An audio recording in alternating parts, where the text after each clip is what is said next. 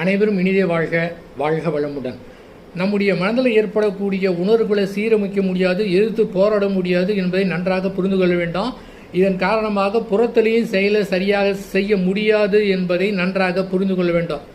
சச்சின் டெண்டுல்கர் அவர்கள் 99 century அடிச்சிட்டார். 100வது century அடிக்கணும். எத்தனையோ முறை ட்ரை பண்ணி பார்த்தார். அந்த செஞ்சுரி அடிக்க வேண்டிய என்ற நோக்கத்திலே ஈடுபடும் போது 90, 95, 93, 98 என்று அவுட் ஆகிட்டே இருந்தார். எவ்வளவு முயற்சி செய்கிறாரோ அது அவரால் முடியவில்லை. ஆனால் செஞ்சுரி போட்டால் என்ன, போடாட்டி என்ன, அதை பற்றி ஒன்றுமே பண்ண வேணாம் அப்படின்னு நினச்சி அப்படியே ஃப்ரீயாக விட்டார். ஈஸியாக 100வது செஞ்சுரி போட்டாருங்க.